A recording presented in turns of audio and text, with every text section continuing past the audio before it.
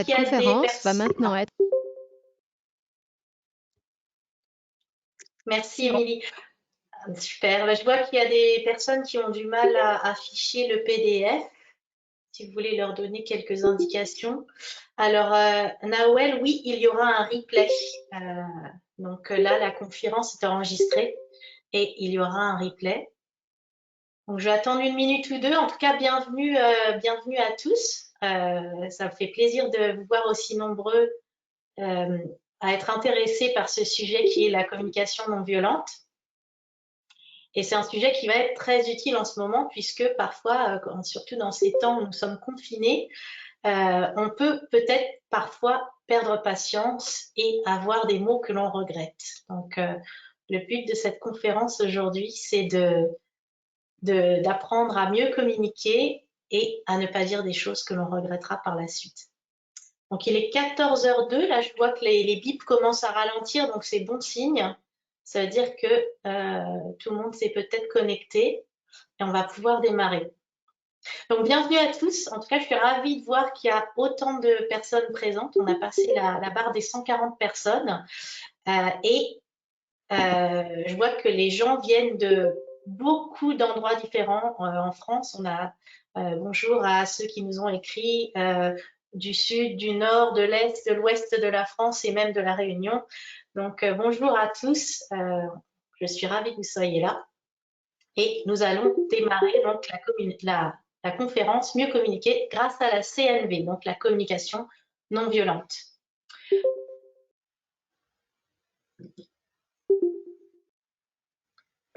Donc, je vais commencer par vous présenter ce dont on va parler aujourd'hui. Donc, on va parler des différents niveaux de communication. Je suis désolée pour les bips. Je pense qu'on va peut-être devoir attendre encore peut-être une minute ou deux que tout le monde se connecte. Parce que sinon, voilà, je pense que ça devrait, qu'on va pouvoir commencer.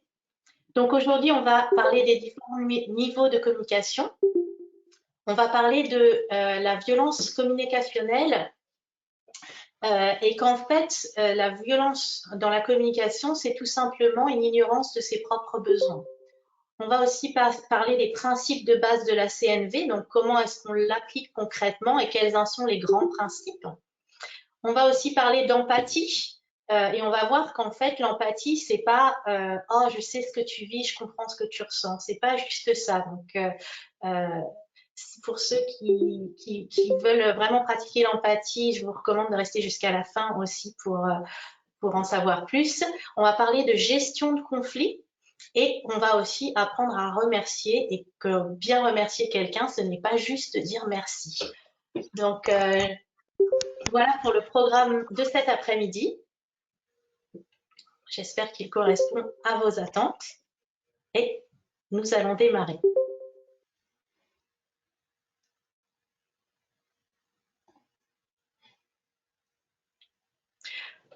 Donc, qui suis-je? Donc, je m'appelle Birgit Walsh. Je suis coach de carrière certifiée et je suis aussi facilitatrice en Lego Serious Play. Donc, j'accompagne les personnes vers plus de bonheur au travail et vers plus d'efficacité aussi. Donc, que ce soit dans les équipes en entreprise ou les individus. Je suis aussi une éternelle apprentie puisque j'ai pas été coach toute ma vie. Ça fait seulement 5 ans que je fais ça. J'ai commencé ma carrière dans le marketing et la communication. J'ai travaillé pour la Française des Jeux, Airbus, Otis, Schneider Electric, beaucoup de gros groupes. Et en 2003, j'ai décidé d'un petit peu tout plaquer et de partir faire un tour du monde en solo. Et c'est comme ça que je me suis retrouvée déjà, j'ai rencontré mon mari en chemin et je me suis retrouvée à vivre 7 ans en Australie, donc avec mon mari qui est irlandais.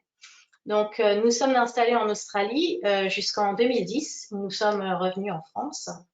Et donc, j'ai continué tout le long en Australie et même retour en France et même en Suisse d'ailleurs, plus précisément, enfin à la frontière suisse.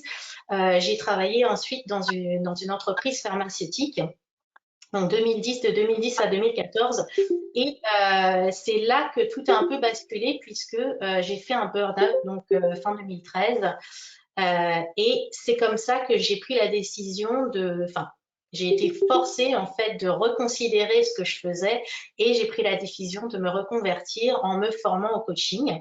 Donc, j'ai eu la chance d'être expatriée en Chine pendant 3 ans aussi. Donc, j'ai habité à Shanghai de 2014 à 2017.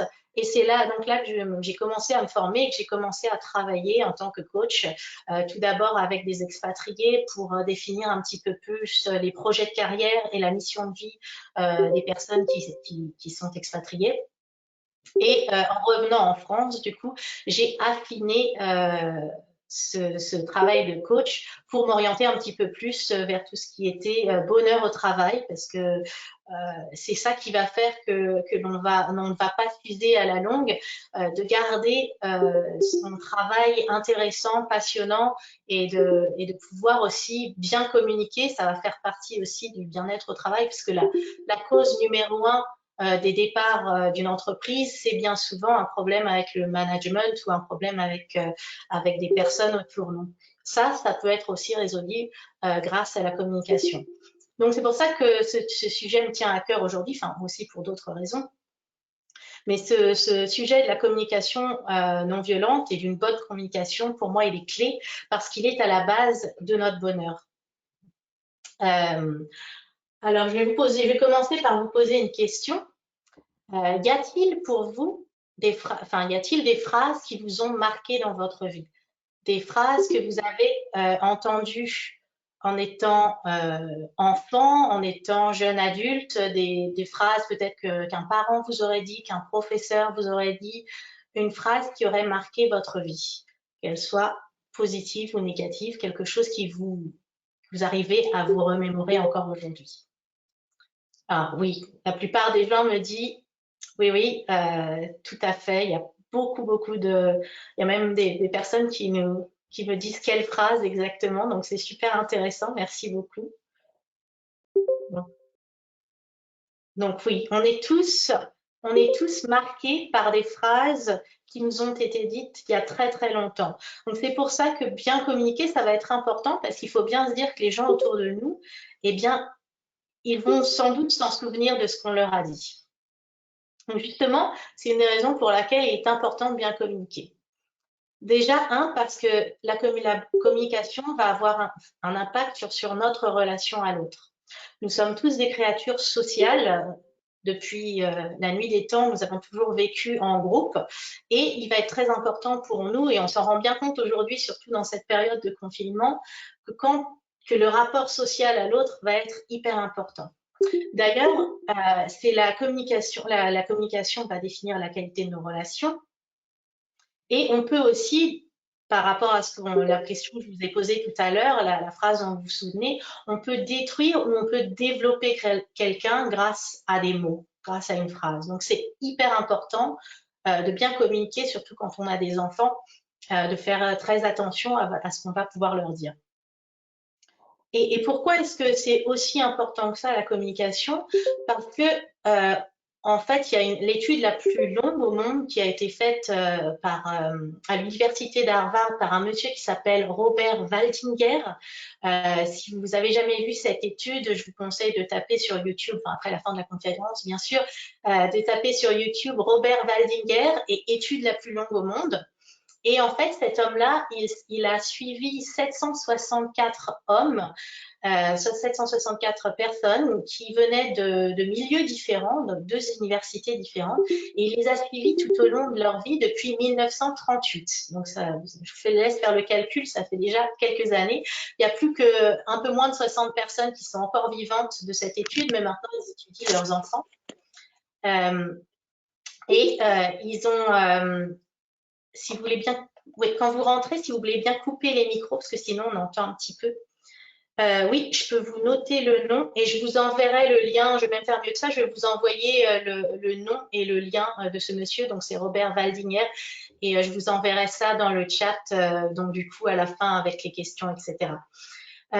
Donc, et cette étude, il l'a menée donc, pendant plus de 75 ans et il s'est rendu compte qu'en fait, ce qui va faire qu'une personne va être heureuse et va vivre longtemps et va avoir une vie satisfaisante, ça va dépendre ni de son statut social, ni de son travail, ni de la célébrité, ni de l'argent, etc. Ce qui va faire en sorte qu'une personne va être heureuse, ça va être la qualité de ses relations.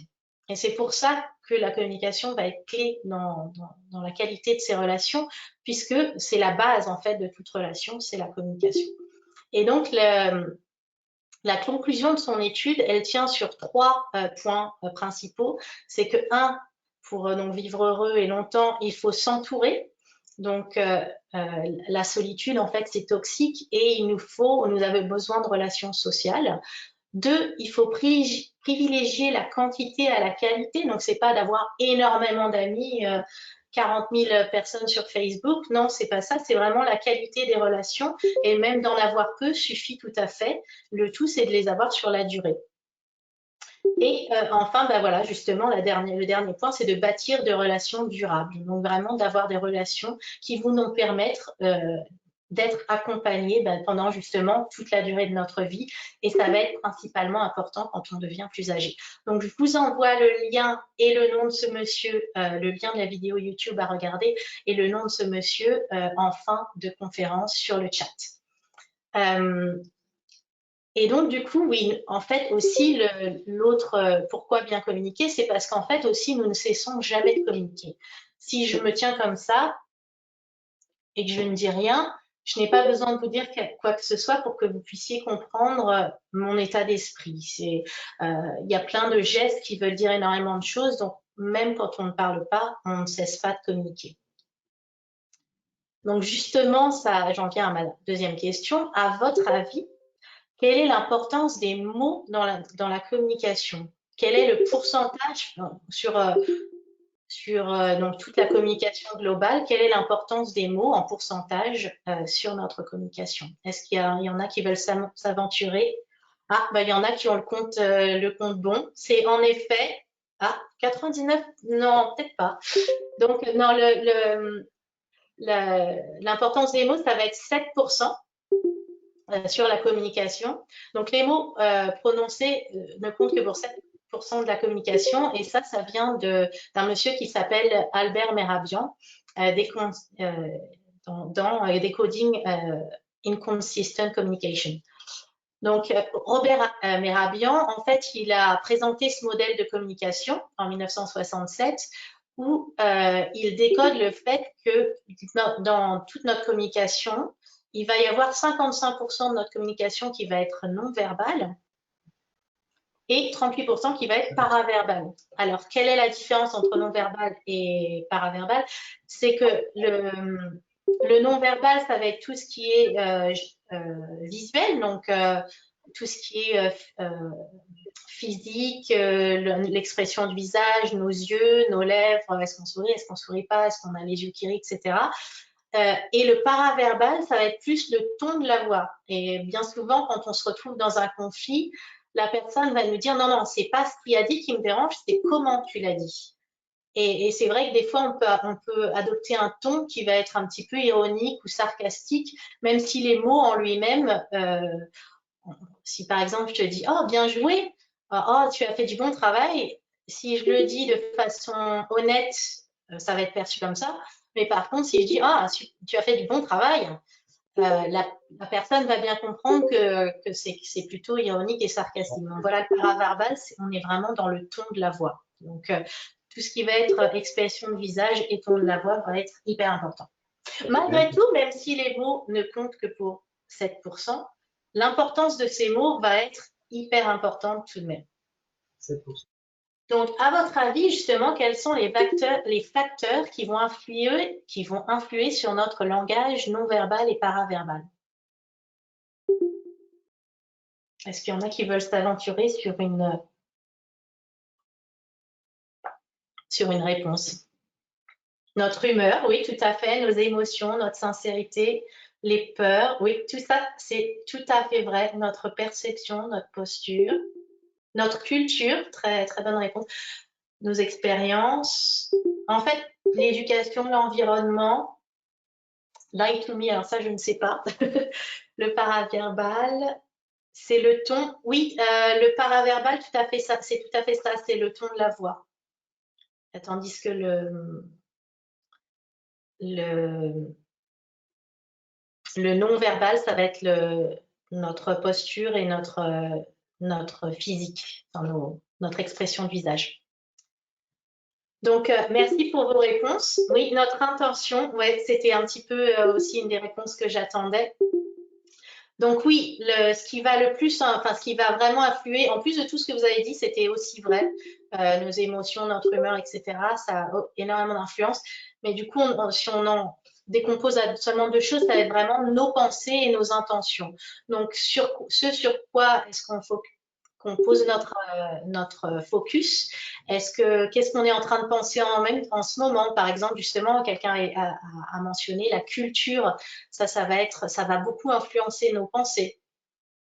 Donc, si par exemple, je vois quelqu'un arriver vers moi qui pour moi a l'air menaçant, est-ce que du coup, dans différentes cultures, cette posture va pas forcément être menaçante, mais moi, mes pensées, je vais avoir l'impression que la personne est menaçante. Donc, je vais peut-être pas accueillir cette personne de la même façon que si je pensais que cette personne est totalement inoffensive et a l'air très gentille. Et souvent, l'inconnu va être menaçant quand, quand on n'est pas habitué, par exemple, à certaines cultures ou à certaines façons de s'habiller. Si je vois un punk venir, par exemple, je peux très bien avoir des connotations qui vont me faire croire que cette personne est peut-être menaçante, alors que comme je suis pas baignée dans ce milieu-là, je ne sais pas, ça peut être une personne très très gentille. Donc il y a voilà, il y a tout ce qui fait que l'on va avoir des préjugés et des pensées préconçues quand on va voir une personne. Et aussi notre intention, parce que euh, si par exemple mon intention est de me faire respecter et que je vais prendre un ton très supérieur, la personne, elle va sentir cela dans la communication. Elle va se sentir un petit peu peut-être méprisée ou elle va se sentir peut-être inférieure. Donc ça va être hyper important pour pouvoir maîtriser notre langage non verbal et paraverbal, de se rendre compte de à quoi est-ce que je pense là maintenant et quelle est mon intention. Est-ce que j'ai envie de bâtir un dialogue avec cette personne ou est-ce que j'ai envie de couper court à ce dialogue? Donc ça va être un facteur, des deux facteurs prédominants. Maintenant, on va parler du communicateur inefficace. Donc, qu'est-ce que c'est quelqu'un qui communique mal ou qui va communiquer de façon inefficace et comment est-ce que cette personne en arrive là? Donc, c'est quelqu'un qui en général utilise la violence affective. Donc, soit par ses actes par ses actes et par ses paroles. C'est quelqu'un qui en général aussi va se contraindre lui-même et qui va contraindre autrui. Si par exemple cette personne est invitée à dîner, mais elle n'a pas vraiment envie d'y aller, elle va quand même se contraindre à y aller parce qu'il faut bien, parce que voilà, faut pas décevoir la personne. Donc c'est quelqu'un qui va avoir beaucoup de principes et qui va se contraindre à beaucoup de choses.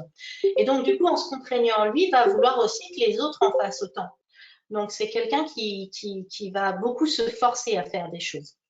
C'est quelqu'un qui est coupé de ses sentiments, qui finalement ne va pas tenir compte du fait que peut-être qu'elle est fatiguée ce jour-là et qu'elle n'a pas envie de sortir et que c'est parfaitement OK, ça arrive à tout le monde. Il va se couper de ses sentiments pour se dire non, non, il faut y aller, je dois y aller, j'y vais. Donc c'est quelqu'un qui va se couper de ses sentiments et aussi de ceux des autres. Et qui va souvent avoir une pensée binaire, donc en disant ça se fait, par exemple, ça ne se fait pas de refuser une invitation, donc voilà, ça se fait ou ça se fait pas, c'est blanc, c'est noir. Ou alors aussi, soit je prends soin de moi, soit je prends soin de l'autre, mais les deux ne sont pas compatibles, c'est quelqu'un qui va penser un petit peu comme ça. Et quand je décris cette personne-là, je pense qu'on peut tous se reconnaître un petit peu, on peut tous reconnaître ces traits-là en nous. Enfin, moi, personnellement, je me reconnais tout à fait et je sais que je fais encore beaucoup d'erreurs de communication. Donc, on a tous ces tendances-là à se contraindre soi-même, à se couper de nos propres sentiments parce qu'il y a des choses qu'il faut faire ou ne pas faire. Et justement, la communication non violente va nous aider à aller au-delà de ça.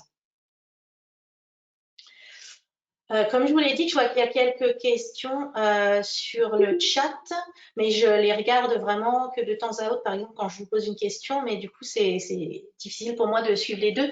Mais je vois qu'il y a quelqu'un qui a posé une question par rapport aux slides. En fait, comme il y aura un replay, du coup il y aura les slides sur le replay, donc il y aura un replay de toute la conférence par la suite. Et donc, donc pour en revenir à ce communicateur inefficace, c'est avec quelqu'un qui va se couper de ses besoins essentiels. On a tous des besoins essentiels à notre équilibre, et là je vais vous en mentionner 3 principaux, qui va être le besoin social, donc on en a parlé tout à l'heure, vraiment le besoin d'être entouré, d'avoir confiance, d'être reconnu, d'apporter de la valeur aux gens qui sont autour de nous, d'apporter une contribution. Et aussi, on a besoin d'amour, donc que ce soit amical ou amoureux. On a aussi des besoins mentaux. On a besoin d'être stimulé intellectuellement, on a besoin de nouveautés, on a besoin de diversité, on a besoin d'apprendre. Donc tout ça, ça va faire partie de nos besoins. Et on a aussi des besoins spirituels. On a besoin de se sentir en paix avec soi-même, de sérénité. Et on a besoin de pouvoir se connecter à soi de temps à autre. Malheureusement, si on ne prend pas soin de ces besoins-là, c'est là où on va peut-être tomber sur les travers d'une communication inadaptée ou d'une communication justement violente. Donc on va revenir sur ce communicateur inefficace. Justement, c'est quelqu'un qui ne prend pas conscience de lui-même, qui n'est pas en adéquation avec ses besoins, ou qui va les ignorer, ou qui va faire passer autre chose avant ses propres besoins. Et ça vient d'une bonne intention, on le fait tous à un moment ou à un autre de notre vie. Le problème, c'est que sur le long terme, ça peut avoir un impact sur la façon dont on va communiquer. Par exemple, si on reprend l'exemple de la personne qui se force à aller dîner alors qu'elle n'a pas envie, eh bien peut-être que dès que les autres vont faire une petite remarque sur le fait, je sais pas, qu'on est en retard, eh bien on va lui exploser à la figure parce que justement on n'avait pas envie d'être là à la base. Donc voilà, c'est l'exemple typique. Donc le communicateur inefficace, justement, il prend pas conscience de lui-même et il va choisir un bouc émissaire. Donc soit le bouc émissaire va se retrouver à l'extérieur de lui-même, donc ça va être quelqu'un d'autre, ou soit ça va être lui-même. Il va aussi parfois même se culpabiliser et s'auto-punir en fait. Donc comment elle va faire cela? Donc elle va arrêter de faire valoir ses besoins. Donc par exemple, voilà, j'ignore que je suis fatiguée, j'y vais, j'ignore mes propres besoins, je fais ce que je dois faire. Le verbe devoir va toujours être très important dans le vocabulaire du communicateur efficace. On devrait utiliser ce mot vraiment le moins possible. On ne doit jamais faire quelque chose ou il faut jamais qu'on fasse quelque chose. En général, c'est un choix. On choisit de ne pas subir les conséquences de ne pas faire quelque chose. Voilà, mais ça reste un choix. Donc, on va arrêter de faire valoir ses besoins. On va avoir des difficultés à faire des choix parce que justement, on fait les choix par rapport aux autres, pas par rapport à ce dont nous, on a besoin, mais par rapport à ce que les autres attendent de nous. On va dépendre du regard de l'autre et on va vouloir soumettre l'autre à ses besoins par la violence. Puisque comme moi, je ne satisfais pas mes propres besoins, je veux que toi, tu fasses la même chose en retour. C'est normal. Et justement, est-ce que c'est normal? Donc, on en arrive à un cercle vicieux qui peut nous amener justement à une communication qui ne va pas être adaptée, une communication justement violente. Donc, il va y avoir 2 éléments clés à une vraie conversation avec autrui. La première chose, c'est de faire un chemin vers soi. Et la deuxième chose, ça va être de faire un chemin vers l'autre.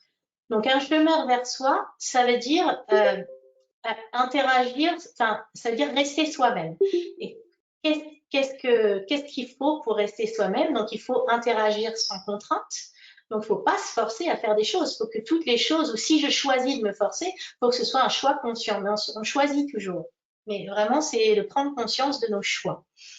Il ne faut pas jouer de rôle. Donc, on ne doit pas voilà, on porte souvent des masques, surtout quand dans le milieu professionnel, il va y avoir une certaine attitude que l'on va devoir adopter.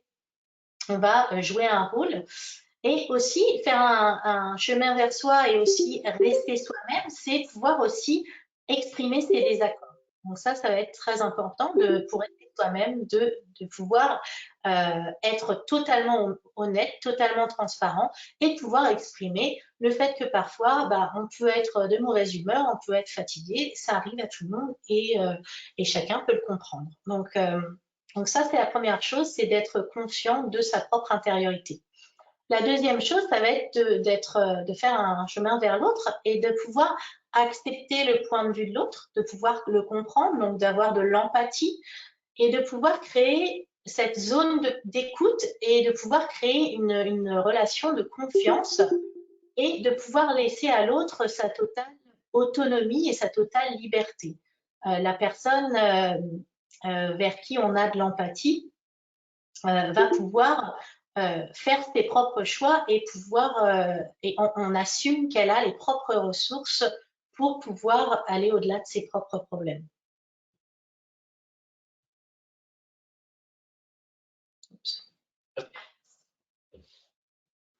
Donc, j'en reviens justement au bon communicateur. Donc, c'est quelqu'un, donc justement, qui a conscience de sa propre intériorité, donc qui va avoir conscience de ses besoins, de ses sentiments et qui va constamment, tout au long de la journée, prendre conscience de ce qu'il ressent, de ce qu'il pense et ce qui parfois, et va pouvoir faire la distinction entre un fait et un sentiment ou une interprétation des faits.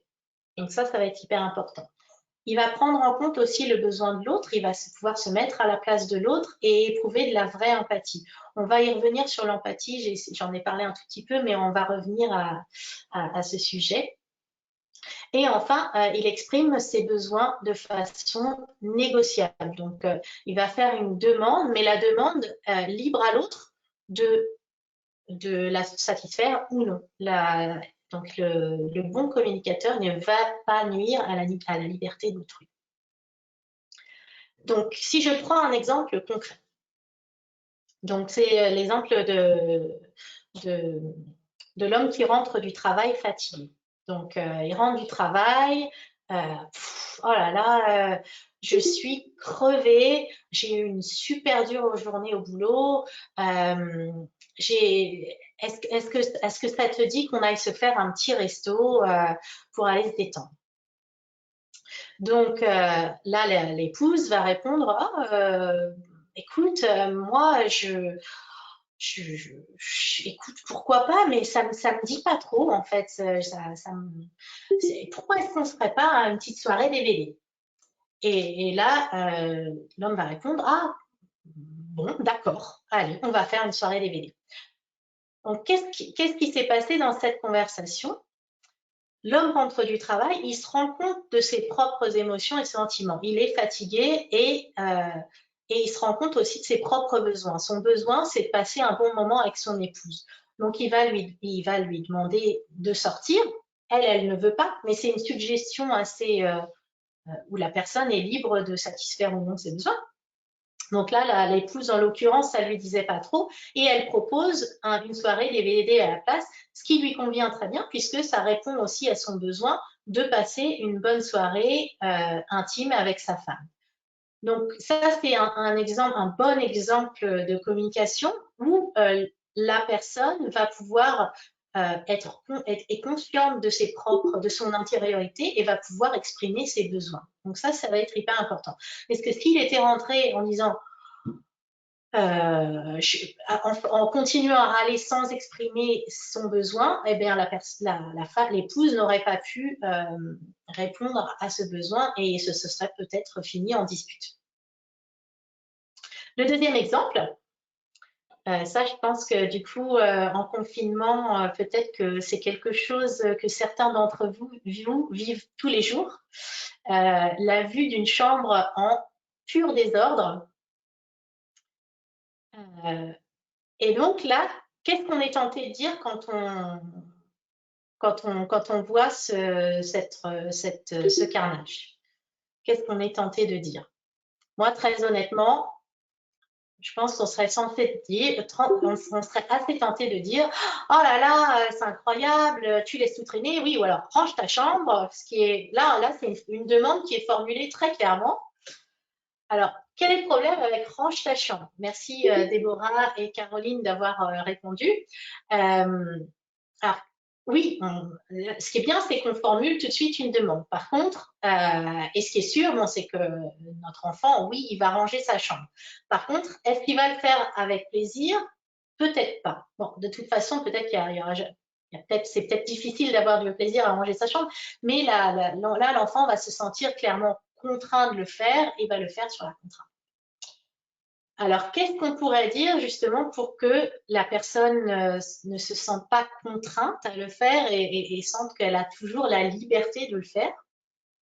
Eh bien, on aurait pu lui dire, euh, tu vois, attendez, je vais vous remettre l'image. Quand je rentre dans ta chambre et que je vois tout ce bazar, je me sens contrariée parce que moi, j'aimerais bien avoir une maison propre et je fais tout pour que la maison soit propre et j'aimerais bien que tu m'aides un petit peu. Est-ce que tu serais prêt à m'aider? Comment est-ce que vous pensez que là, l'enfant va réagir? Je pense qu'il sera peut-être beaucoup plus enclin à vouloir aider et il va comprendre pourquoi vous lui demandez ça. Parce que c'est souvent ça qui pêche dans notre relation avec nos enfants, c'est que souvent ils ont besoin de savoir tout simplement pourquoi. Donc là, en utilisant, comme je vous l'ai dit, la communication non violente, après on va décomposer un petit peu tous les éléments de la phrase. Donc c'est quand je vois ce bazar, je me sens contrariée parce que je fais tout pour avoir une maison propre et j'aimerais bien que tu m'aides à pouvoir garder cette maison propre. Donc là, on a vraiment l'observation, la formulation du ressenti et la formulation d'une demande. Donc on va voir un petit peu plus en détail tout cela. Donc déjà, on va revenir sur qui a inventé la communication non violente, d'où ça vient. Donc c'est le docteur Marshall B. Rosenberg, qui était docteur en psychologie. Et dans les années 60, il a fondé ce qu'on appelait le Centre de communication non violente. Et donc c'est une organisation internationale qui œuvre dans plus de 60 pays dans le monde. Et depuis, il a répandu cette idée de CNV avec un processus bien précis que je vais vous faire découvrir de suite. Je sais pas, j'ai du mal dans le sens. Donc, la communication non violente, quels en sont les 4 grands principes? Alors, la première chose, ça va être l'observation. C'est de pouvoir observer les faits sans les interpréter. Et ça, c'est compliqué parce que si on voit la chambre en désordre, on peut très rapidement interpréter ce fait en se disant « tu ne me respectes pas » ou « tu laisses toujours », le mot « toujours », ça c'est aussi toujours tout traîner. Donc, l'idée, c'est de ne pas interpréter et de ne pas juger. Donc, vraiment, les faits, c'est la chambre est en bazar. Point. L'appréciation de ses propres sentiments. Alors là, en l'occurrence, moi, je me suis sentie contrariée, frustrée. Donc, se rendre compte de ses propres émotions sans analyser les intentions de l'autre. L'autre, mon enfant, il n'a pas fait ça exprès pour m'énerver ou parce qu'il n'a aucun respect pour moi. Alors qu'on pourrait très rapidement peut-être escalader nos pensées vers ce genre de pensée. Ensuite, il faut prendre la responsabilité de ses émotions. Ce n'est pas mon fils qui m'a rendu en colère parce qu'il a mis sa chambre en bazar, c'est moi qui suis en colère et je suis la seule responsable de ma colère. Ensuite, j'établis donc mon besoin ou mon désir. Donc, je fais une demande concrète. J'aimerais bien que tu m'aides à tenir cette maison propre. Voilà. Donc voilà pour les 4 étapes. Comme je vous l'ai dit, vous aurez les slides avec le replay de la présentation.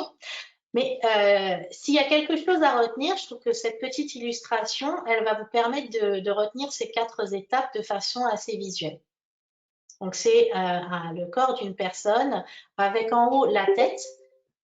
Donc, la tête qui va symboliser l'observation, ce que je vois, ce que je pense. Ensuite, le cœur, qu'est-ce que je ressens, quelle est mon émotion, quel est mon sentiment. Ensuite, donc le ventre, et souvent on dit qu'on ressent quelque chose dans les tripes. Donc c'est notre désir, c'est ce à quoi je tiens, ce qui est important pour moi. Et enfin, donc les jambes qui vont symboliser l'action. Comment est-ce qu'on va, enfin, ou la demande que je vais formuler, comment est-ce qu'on va arriver à justement satisfaire ce besoin ou à satisfaire voilà, ce désir. Tout en sachant que cette demande, elle est toujours négociable et que l'autre est toujours libre de faire ou de ne pas faire. Ça va être super important.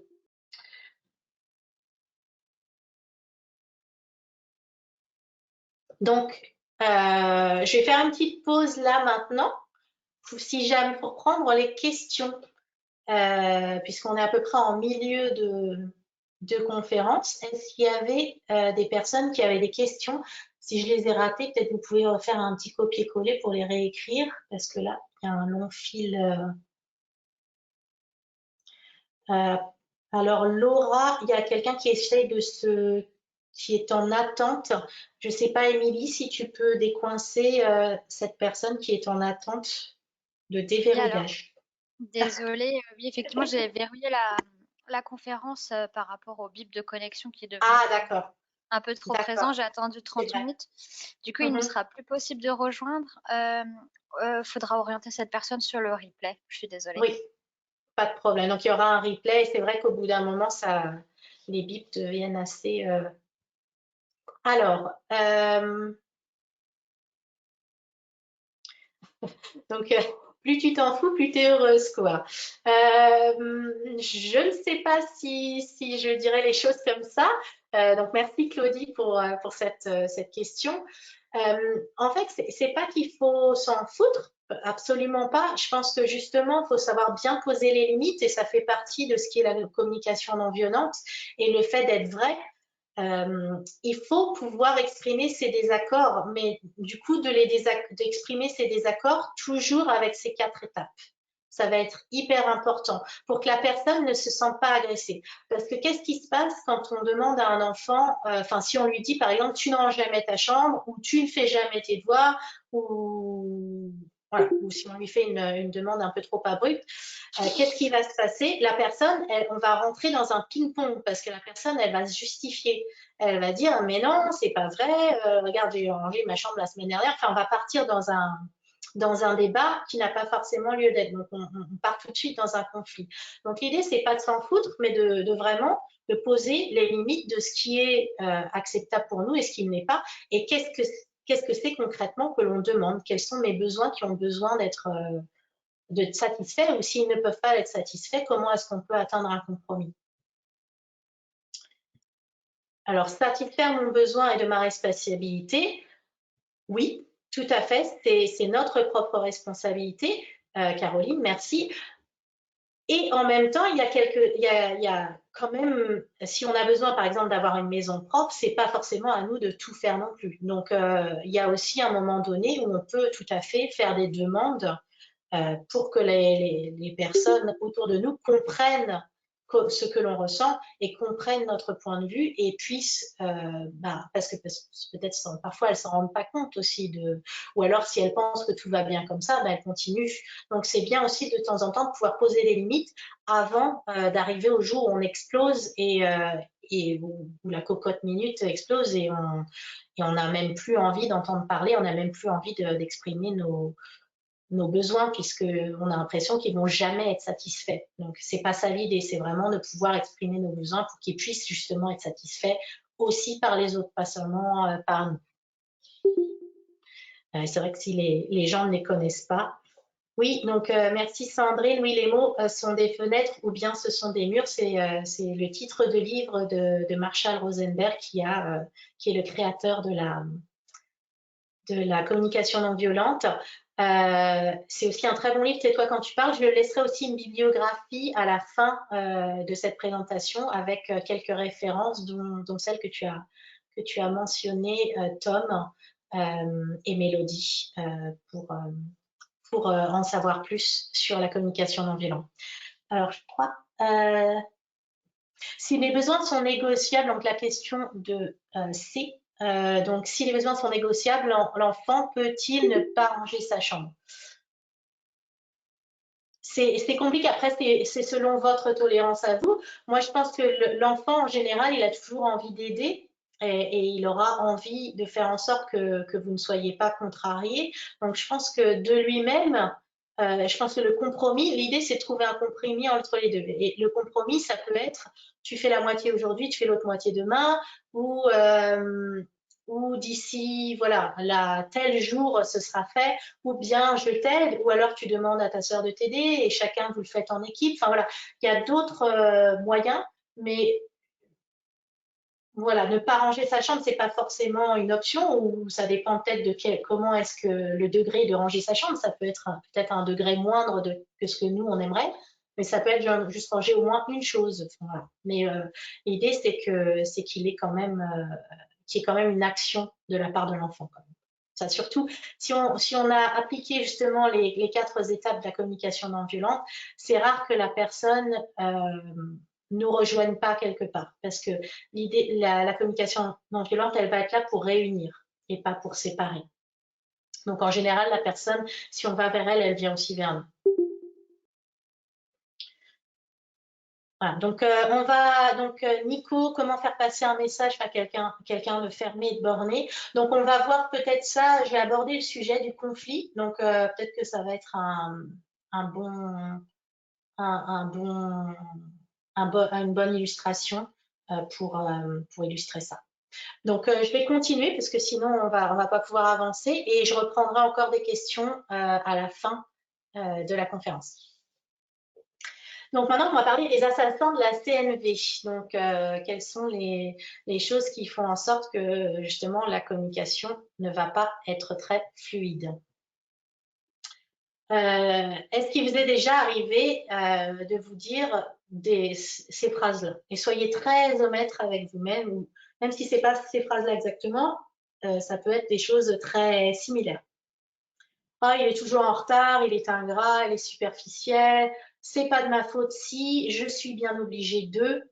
Ce sont des choses, je pense, que l'on s'est tous dit à un moment donné de notre vie et qu'on se dit peut-être encore. Hein, moi, ça m'arrive encore des fois d'avoir ce genre de pensée, mais très rapidement de se dire, ah oui, là, c'est une pensée qui va affecter justement la façon dont je vais communiquer avec l'autre. Donc, quand on a ce genre de pensée, ça va forcément influencer notre communication avec cette personne-là. Parce qu'on part déjà avec des pensées qui ne vont pas nous aider.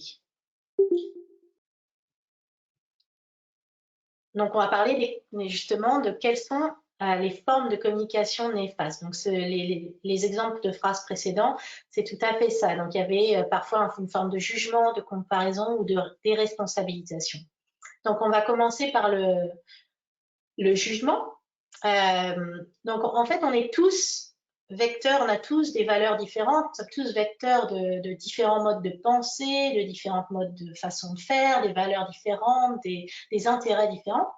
Et bien souvent, quand les gens divergent un petit peu de ce à quoi nous croyons, on peut assez facilement porter un jugement sur autrui. Et c'est humain, on le fait tous, c'est pas, voilà, je jette la pierre sur personne, on le fait tous.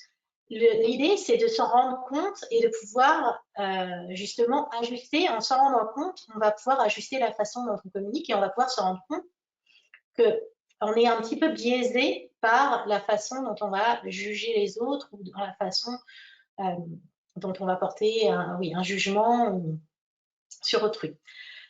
L'autre killer un petit peu de la communication, ça va être la comparaison. Donc c'est pareil qu'une forme de jugement. En fait, c'est un petit peu de dire oui, moi je fais mieux que toi, ou ça c'est moins bien. C'est un petit peu l'idée du binaire qu'on a vu tout à l'heure, c'est blanc ou c'est noir, c'est bien ou c'est mal, on fait comme ci ou comme ça. Il n'y a pas forcément lieu de comparer. On a tous des façons de faire différentes et il n'y a pas forcément bien ou moins bien. Voilà, on est juste simplement différents. Et si on veut pratiquer la communication non violente correctement, on va devoir oublier ces habitudes-là de comparer et de juger. Parce que quand on rentre là-dedans, forcément, ça va affecter notre communication non seulement verbale, mais aussi la paraverbale et la non-verbale. Donc tout ça, le fait qu'on ait ces pensées-là, ça va affecter toute notre communication sans qu'on s'en rende forcément compte. Donc, si on veut se faire respecter, il va falloir respecter l'autre et avoir une certaine ouverture d'esprit. Et c'est toujours dans les deux sens. Quand quelqu'un nous juge, on le sent. Donc, on devrait faire pareil pour l'autre. Et l'autre chose, le dernier point, ça va être la déresponsabilisation. La déresponsabilisation de ses actes ou de ses opinions. Souvent, on fait ça quand on a peur d'être jugé. Justement, si on juge les autres, souvent, on se rend bien compte qu'on est jugé soi. Et quand on a peur d'être jugé, eh bien, on va souvent se déresponsabiliser en disant oh, bah, c'est pas de ma faute, j'ai pas le choix. Ou alors, si voilà, on renverse quelque chose, ah, tu vois ce que tu m'as fait faire, ou on se met en colère et on va dire que c'est de la faute de l'autre. Or, comme une personne le disait plus haut, nous sommes responsables de nos propres émotions et de nos propres besoins. Donc ces trois choses-là vont être vraiment les gros saboteurs de la communication non violente. Et le problème, c'est qu'ils nous éloignent de nous-mêmes et ils nous éloignent de l'autre. Et la clé et la base de la communication non violente, c'est de faire un retour à soi et pour pouvoir ensuite faire un chemin vers l'autre. Donc, ces trois choses-là, c'est complètement à l'opposé. Donc, sont des habitudes que nous avons tous, que nous devons, qu'il est bon de notifier et de petit à petit laisser partir. Voilà. C'est un petit peu comme la méditation, on a des pensées qui viennent, on les remarque et on les laisse passer. C'est normal qu'elles soient là à un moment donné ou à un autre, on est tous humains. Je dis pas que c'est mal que ces pensées viennent. Donc ensuite, comment gérer le conflit? Donc j'espère que ça va répondre à la question précédente, quand on parle de personnes un petit peu, quand on a des conflits avec des personnes qui peuvent être parfois un petit peu déraisonnables ou un petit peu bornées, comme l'a dit la personne. Donc pour gérer le conflit, ce qui va être important pour l'autre, c'est d'être compris. Ça va être la chose primordiale. Et souvent, il y a conflit quand la personne ne se sent pas rejetée ou ne se sent pas comprise. Donc souvent, ça part très souvent de là. Donc c'est souvent juste un problème de communication. Donc la première chose dans le conflit, ça va être d'exprimer les besoins de chacun sans avoir peur d'être jugé. Donc je ne sais pas s'il y a quelqu'un qui a un exemple, qui veut donner un exemple de conflit. Est-ce qu'il y a quelqu'un qui a vécu un conflit récemment, qui veut mettre ça sur la table? Alors, comment faire avec un autiste, Laura? Écoute, je ne sais pas. Je n'ai aucune expérience dans le domaine, en toute honnêteté. Et je pense que ça vaut le coup d'essayer parce que je pense que la communication non violente, c'est un outil qui est vraiment adapté pour tous. Mais après, tout dépend du degré d'autisme. Je ne suis pas spécialiste dans le domaine pour pouvoir te conseiller sur le sujet.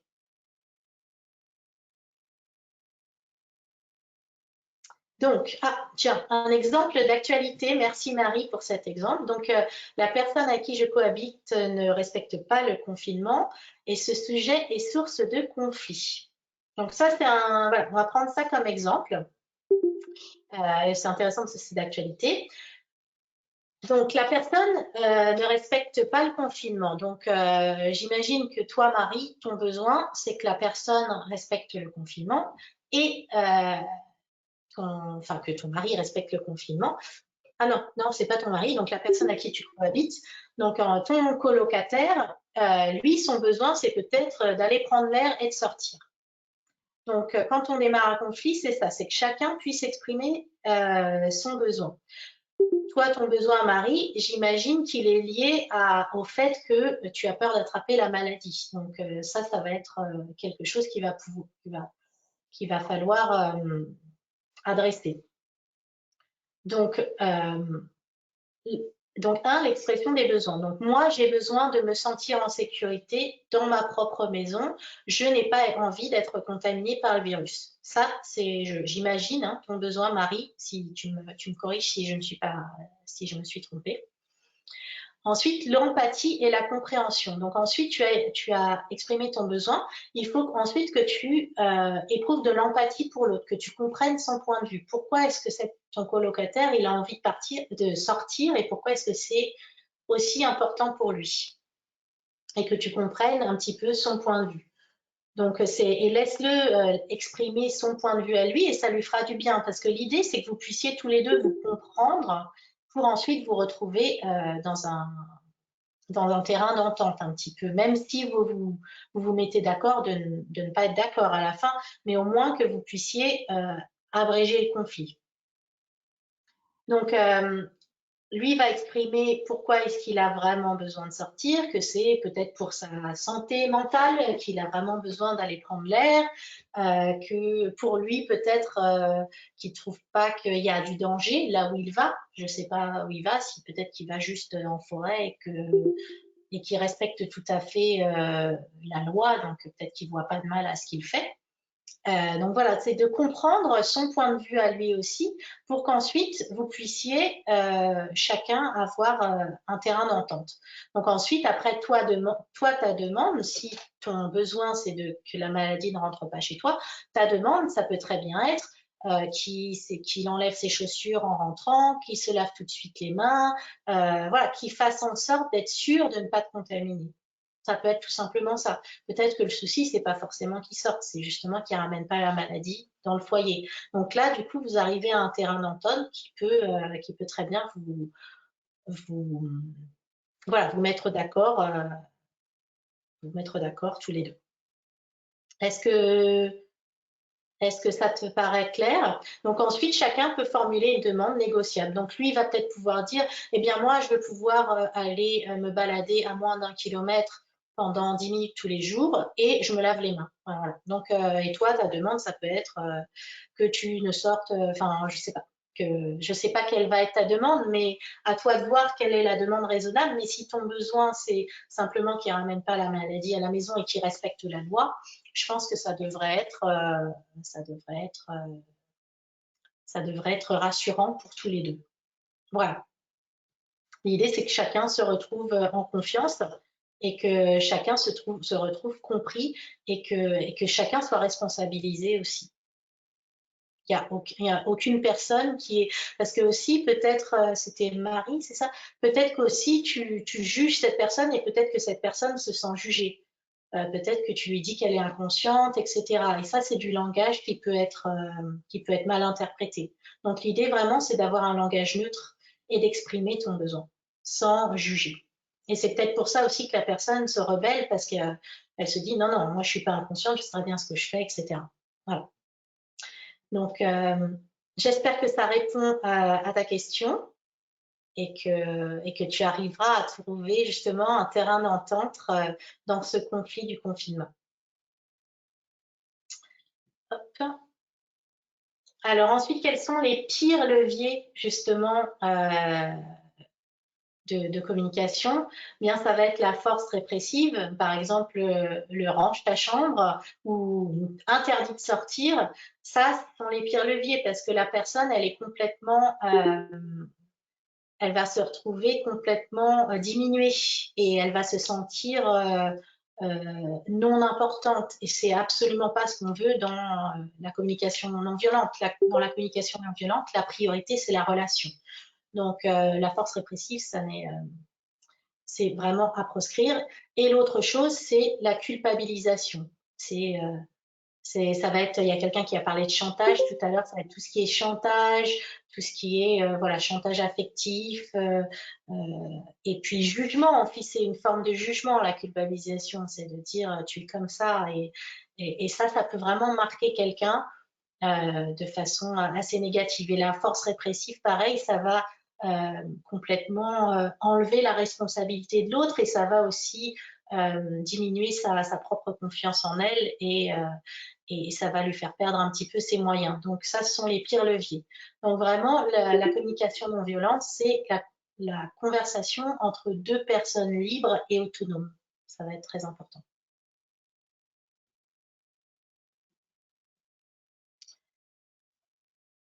Voilà, donc maintenant je vais passer aux astuces. Donc maintenant qu'on a vu un petit peu les bases de la communication non violente, quels en sont ses freins, on va parler un petit peu d'astuces et de choses, de petits tips que vous pouvez ajouter dans votre vie pour justement avoir des relations plus fluides et une communication beaucoup plus sereine. Donc on va parler d'empathie. Donc j'ai abordé le sujet brièvement tout à l'heure. Mais souvent, quand on se retrouve face à une personne en détresse, donc peut-être quelqu'un qui est seul chez elle, à la maison, justement dans ces périodes de confinement, ou quelqu'un qui a perdu un proche aussi, c'est peut-être arrivé à certains d'entre vous. Souvent, quand on se retrouve dans des situations comme ça, où on a une personne qui va se confier à nous, qui est en situation de détresse, on va lui dire oh ben oui je sais moi aussi j'ai perdu mon père moi aussi ça m'est arrivé je comprends tout à fait ce que tu ressens moi aussi quand j'ai fait ça souvent on va ramener la situation de l'autre à la nôtre parce que c'est normal on essaye finalement de se rapprocher de l'autre et de trouver une connexion c'est tout à fait humain de procéder de cette façon-là. Le souci, c'est que c'est pas la façon la plus efficace pour l'autre parce que ça va diminuer un petit peu la personne et puis parfois, c'est pas forcément ce qu'elle a envie d'entendre. Sa situation, elle est unique et sa situation, elle est importante, elle est grave. Cette personne-là, elle a peut-être pas envie d'entendre que ça vous est arrivé la même chose et que c'est pas le moment en fait c'est pas forcément ça dont elle a besoin aujourd'hui donc la vraie empathie c'est pas dire je comprends ce que tu ressens j'ai vécu la même chose comme on pourrait le croire parce que je sais que on l'a sans doute fait la vraie empathie c'est vraiment une écoute neutre où on va pas comparer on va pas dire ah, moi aussi ça m'est arrivé ou on va pas faire de phrases toutes faites désolé pour ta perte voilà c'est vraiment une écoute neutre même si parfois on n'a rien besoin de dire. On n'est pas obligé forcément de parler.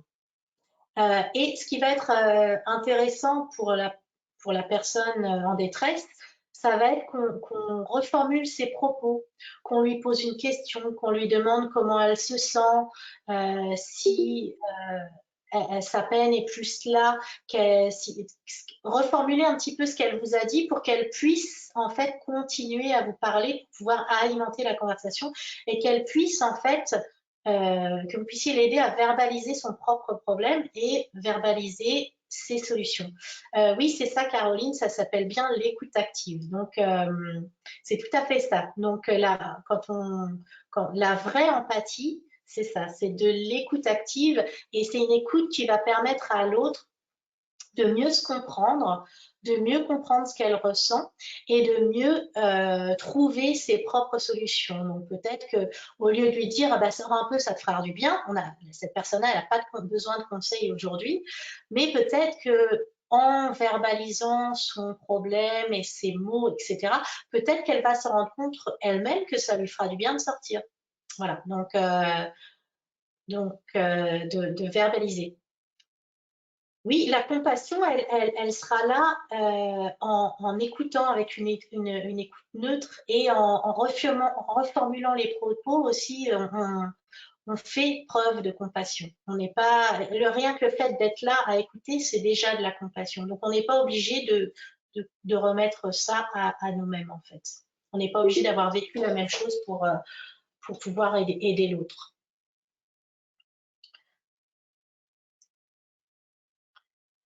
Et la deuxième astuce, donc après l'empathie, c'est d'apprendre à remercier.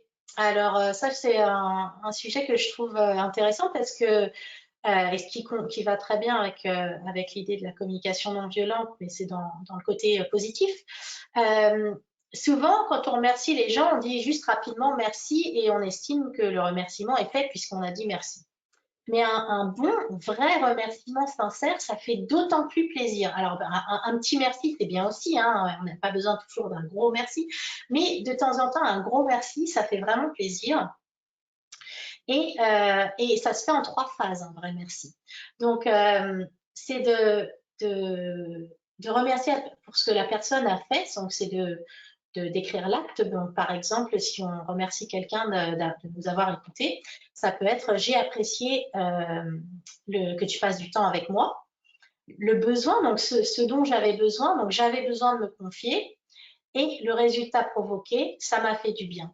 Et là, la personne, elle va vraiment l'entendre le merci parce que je ne sais pas si ça vous arrive à vous, mais souvent, parfois les gens nous disent merci, mais nous le disent tellement rapidement que qu'on l'a pas vraiment entendu. On est encore un peu frustré, on n'a pas l'impression que ça a été dit de bon cœur. Donc, si on veut vraiment que la personne entende le merci et que la personne sache que c'était vraiment un vrai merci de bon cœur, l'idéal, c'est d'avoir ces 3 étapes qui sont un petit peu comme les étapes de la communication non violente, avec l'acte. J'ai apprécié donc l'observation, j'ai apprécié ce que tu as fait pour moi. 2, ça a satisfait mon besoin. Et 3, le sentiment provoqué, donc ça m'a fait du bien. Donc voilà les 3 étapes du remerciement. Et ça, ça fait toujours plaisir de pouvoir exprimer sa gratitude, mais aussi de la recevoir et de savoir que la personne, justement, a bien entendu notre merci. Et enfin, les dernières astuces. Donc, pour vraiment être un expert en communication non violente, il va falloir devenir expert en la connaissance de soi. Être expert pour reconnaître ses émotions et pour comprendre ses besoins. Donc, ça va être vraiment la base, c'est de pouvoir bien se connaître et de pouvoir faire des pauses assez régulièrement pour savoir, pour apprendre à décortiquer notre ressenti. Parce que bien souvent, des fois, on va avoir une émotion latente tout au long de la journée. On va être de mauvaise humeur et on ne sait pas pourquoi. Et du coup, c'est ça qui va faire qu'on va, aux premières petites paroles, aux premières petites chaussettes qui traînent, on va partir en vrille parce que justement, on a cette émotion latente qu'on n'a pas réussi à identifier dès le départ. Donc, si on arrive à se recentrer sur soi et à identifier nos propres émotions et sentiments, on va pouvoir d'avoir beaucoup plus de distance par rapport à ce que font les autres autour de nous et par rapport à des faits. La deuxième chose, c'est ne jamais dire tu dans le conflit. Donc, comme l'expression dit, le tu tue.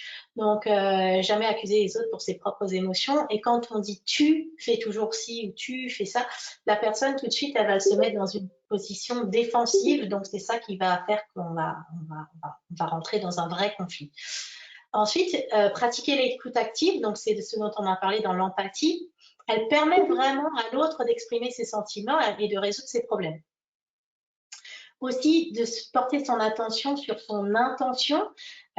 Souvent, tout ce qu'on veut, c'est d'avoir des bonnes relations. Donc, si on se met ça en tête avant d'entrer dans une conversation difficile ou quand on sait qu'on va devoir rentrer dans un recadrage, par exemple, ou une situation de conflit, il va falloir qu'avant, on se dise, tiens, c'est quoi mon intention? Mon intention, c'est qu'on trouve un terrain d'entente, ou mon intention, c'est la relation. Qu'on ait une bonne relation. Donc, si on se met ça déjà en tête avant de partir en conflit ou en recadrage, quand on va devoir faire un retour à quelqu'un, bah, ça va aider tout notre langage, qu'il soit verbal ou non verbal. Ensuite, bah, accepter les remerciements et en donner. Donc ça fait toujours du bien. Je ne sais pas si au tout début de la conférence, quand je vous ai posé la question, est-ce qu'il y a des phrases dont vous vous souvenez encore? J'imagine qu'il y a des phrases peut-être de remerciement ou de pardon ou de ce genre de phrases dont peut-être vous vous souvenez encore. Donc ça va être important de pouvoir remercier les gens et d'exprimer sa gratitude. Ça fait toujours plaisir et ça pourra aider l'autre à vraiment avancer. Et la dernière chose hyper importante, parce que là, vous avez vu les bases, mais le tout maintenant, c'est de pouvoir pratiquer, pratiquer, pratiquer. Donc, comment est-ce qu'on pratique? Bon, déjà, c'est de vous remémorer peut-être le petit bonhomme avec la tête, le cœur, le ventre et les jambes et de se remémorer qu'est-ce que ça veut dire derrière. Et aussi, 3 fois par jour, pendant 3 minutes, de scanner vos pensées et vos émotions. Donc, faire une pause dans la journée quand vous buvez votre thé et de se dire, ah, tiens, comment je me sens aujourd'hui? Voilà, et de réussir à vous comprendre. Donc, 3 fois par jour, si vous faites cet exercice-là pendant au moins une semaine, déjà, puis 21 jours, ça deviendra seconde nature pour vous et vous arriverez à très facilement vous recentrer sur vous et à pouvoir faire la part des choses entre votre interprétation d'une situation et la situation en elle-même.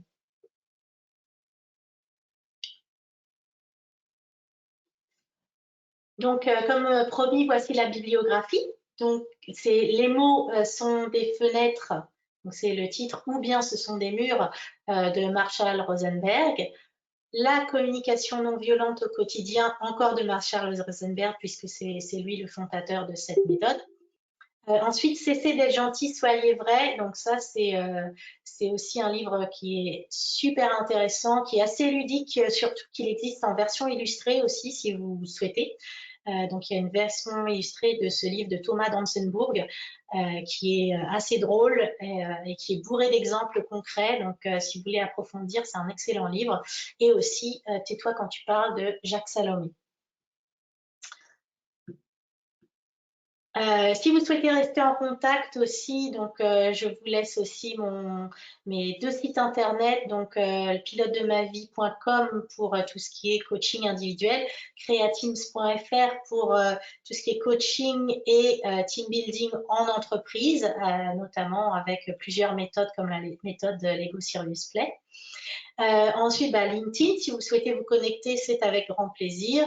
Et Facebook aussi, sur la page Facebook Freateam, ou alors si vous souhaitez directement m'envoyer un email pour me donner votre retour ou si vous avez des questions, c'est la bienvenue. Donc, je vous laisse mes détails ici. Et la prochaine conférence de l'Université populaire aura lieu la semaine prochaine, donc c'est mercredi 22 avril à 14h pour un sujet aussi qui me tient aussi à cœur, qui est l'intelligence émotionnelle au service de votre carrière. Donc, je ne sais pas si vous l'avez déjà remarqué, mais l'intelligence au niveau QI va vous aider à avoir votre poste, puisque ça va dépendre de votre niveau d'études, votre CV, etc. Vous allez pouvoir avoir un bon poste grâce à votre intelligence brute.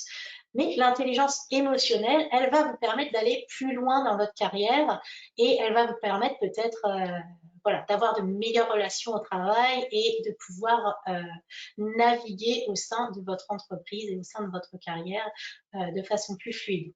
Donc, c'est le sujet de la semaine prochaine. Donc le QI vous permet d'avoir votre job et le QE vous permet d'avoir des promotions. Voilà. Donc, merci d'avoir suivi cette conférence. Et puis, je vous dis peut-être à la semaine prochaine. J'ai encore un petit peu de temps s'il y avait d'autres questions, si vous voulez revenir sur quelques points. Ou sinon, je vous dis à très très bientôt, peut-être à la semaine prochaine. Et puis, merci à vous et merci pour tous vos messages. C'est génial. J'espère que... oui, donc il y a Tania qui demande où peut-on avoir le replay. Je pense que, Émilie, je pense que vous allez poster ça sur la page, peut-être sur la page Facebook ou LinkedIn de l'UP. Oui, tout à fait. Ça sera disponible sur notre page Facebook, donc sur la page UP du Rhin. Et Oui. sinon, vous pouvez nous le demander également par email à l'adresse contact@universitépopulaire.fr. Et n'oubliez pas, s'il vous plaît, de répondre à notre enquête de satisfaction. Je vous remercie. Ah oui, Émilie a laissé un lien et moi aussi, j'avais promis de laisser le lien de la vidéo dont je vous ai parlé tout à l'heure. Donc, je le fais maintenant.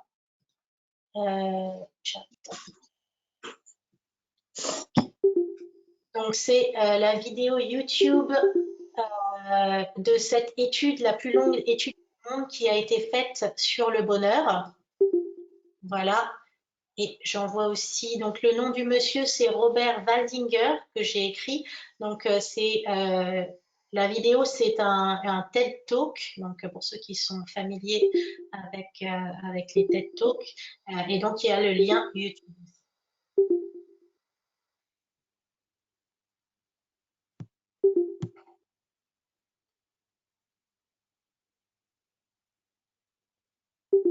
Alors, merci Julie pour ton commentaire.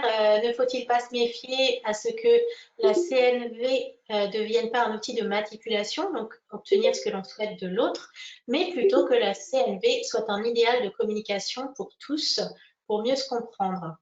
Je suis tout à fait d'accord avec toi. La CNV, à la base, c'est vraiment rejoindre l'autre. Donc, on n'est pas du tout dans la manipulation, mais plutôt la compréhension honnête et sincère de l'autre et aussi surtout la compréhension de ses propres besoins et de ses propres sentiments pour pouvoir les exprimer.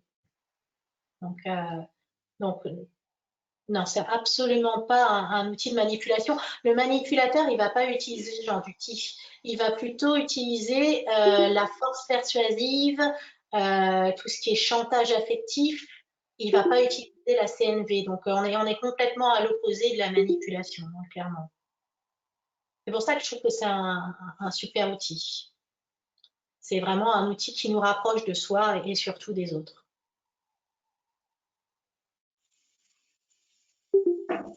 Alors, est-ce que le fait qu'elle soit utilisée en entreprise et notamment dans certaines entreprises n'est-elle pas la limite? Je ne suis pas sûre de comprendre ta question, Julie, mais je vois pas le fait qu'elle soit utilisée en entreprise et notamment dans certaines entreprises n'est-elle pas la limite? Je pense qu'elle peut très facilement être utilisée dans tous les domaines, que ce soit en politique, en entreprise, à la maison. C'est vraiment un outil qui peut être utilisé partout.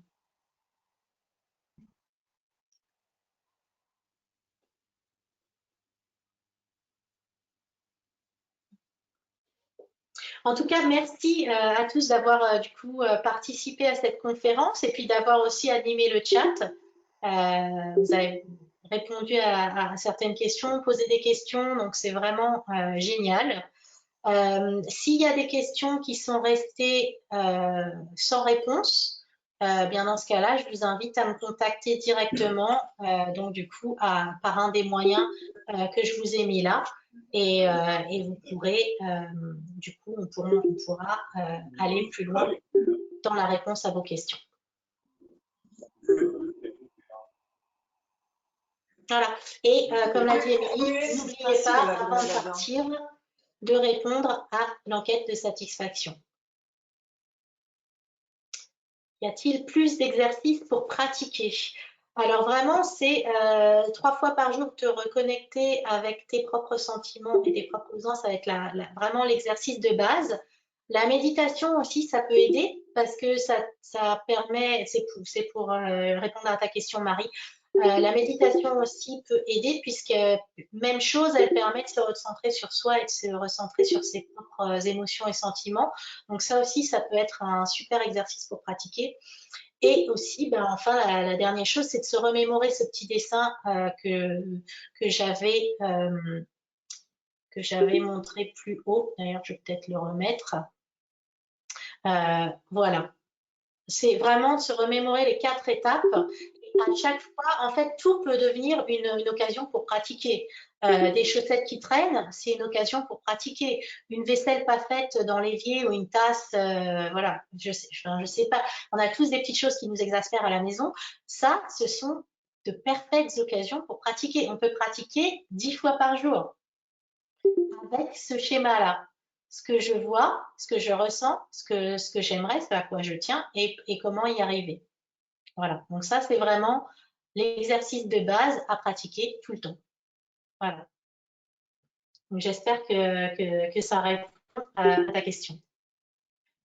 Merci à tous.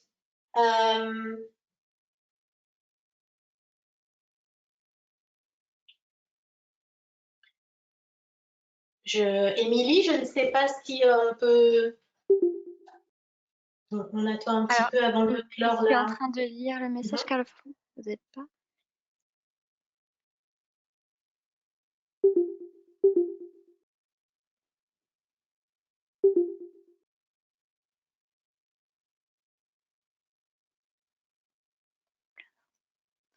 Oui, alors pour les échanges de questions, effectivement, bon, on a fait au mieux. C'était difficile d'interrompre également Birgit pour lui poser les questions. Je préférais lui laisser suivre le fil de sa conférence.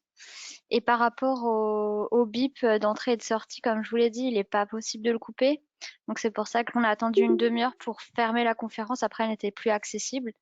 Et les derniers bips qu'on entend, c'est les personnes qui quittent la conférence. Hmm. Voilà, voilà. Ouais. Ah, il y a quelqu'un qui dit si on peut les couper. Ah, bah si tu peux nous expliquer comment, Marie, ce serait génial. Alors, quelqu'un m'a envoyé un lien, mais malheureusement, c'était pas. Il Ah, s'agit d'un d'accord. feedback, mais ce n'est pas. Parce que c'est vrai que Ah, voilà. ça, Très bien, j'avoue merci que c'est. Caroline. Ouais, Je ce vous serait renvoie le super. lien. Alors, Marie, j'ai lu votre lien, mais en fait, il s'agit du son pour les personnes qui participent, mais pas pour les bips de connexion. J'ai regardé en détail.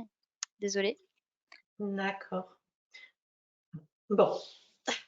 Mais c'est vrai que ce serait bien pour la semaine prochaine. Quelle différence avec la communication assertive?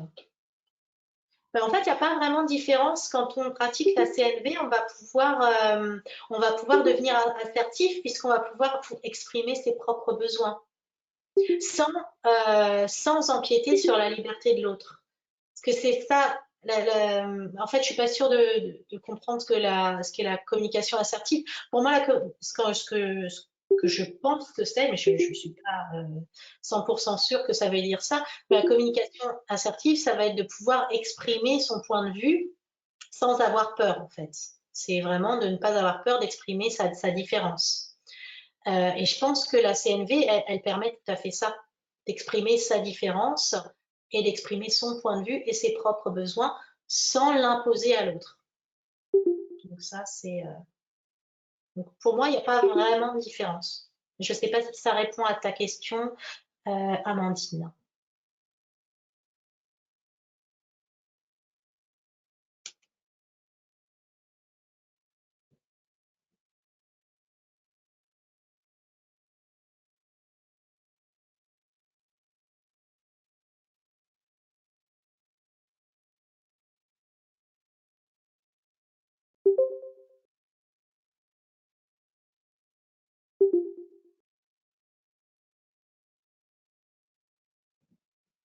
Ah, super, Amandine. Donc oui, je vois que c'est un prolongement, la partie demande. Oui, c'est vrai.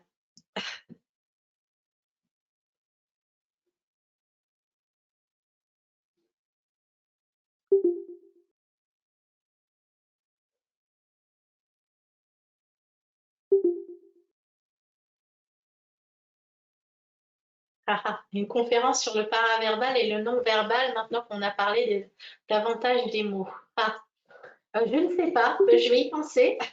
Ou sinon, peut-être que d'autres animateurs pourront prendre ce sujet. Mais pourquoi pas? C'est une bonne idée. Mais pour moi, ce qui va être vraiment clé sur le paraverbal et le non-verbal, ça va être vraiment nos pensées et notre intention. Si on peut déjà se connecter avec ça avant d'entrer dans la conversation, on va vraiment influencer notre paraverbal et non-verbal, de prendre conscience de son intériorité. Mais c'est vrai que ouais, peut-être que ça fait un sujet où on peut en parler pendant quelques temps. Pourquoi pas? Quelle formation CNV qualifiante, s'il vous plaît? Je ne sais pas si faudrait voir avec le centre de communication non violente qu'a fondé Marshall Rosenberg, voir s'il a des formations qualifiantes, mais je ne suis pas au courant. Moi, je ne me suis pas qualifiée dans le domaine, j'ai juste beaucoup lu. Mais déjà, Karine, euh, si tu lis ces 4 livres-là, tu auras déjà un très très bon bagage sur une très bonne compréhension de la CNV. Une conférence sur le charisme. Ah, intéressant aussi. Et du coup, ça se rapproche du non-verbal, paraverbal, c'est intéressant. C'est un sujet à creuser peut-être. Donc, merci pour ces suggestions, Naouel.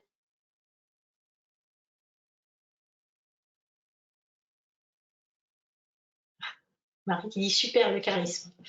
Bon, on va y penser, on va y penser. Ça peut être une très bonne idée, mais je ne sais pas si je suis la meilleure personne pour faire cette conférence. Mais c'est un sujet à creuser et à garder en tête pour peut-être d'autres intervenants ou peut-être que je vais y penser aussi. Voilà, bon bah.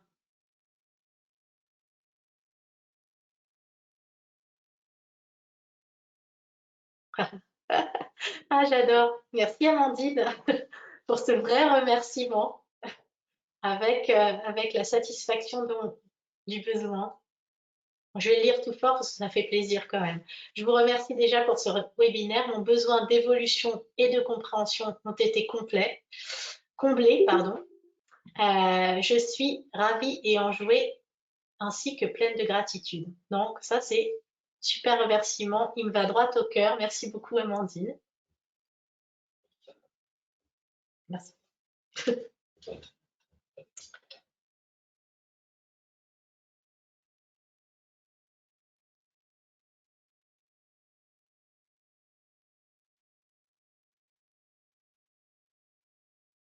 Mon besoin de satisfaire a été comblé.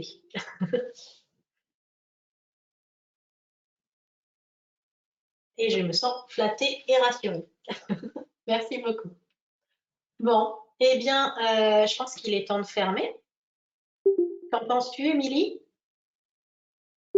Oui, je pense qu'on est arrivé au bout des questions. On va pouvoir Ouais. couper l'enregistrement. Super. Et puis, bah, comme dit, hein, hors ligne, il y a d'autres moyens de pouvoir nous joindre, l'UP ou moi-même. Tout à fait. Voilà. Encore merci Birgit. Merci. Bon après-midi à tous. Bon après-midi, au revoir à tout Merci le à monde. tous. Au À bientôt, revoir. au revoir. À bientôt.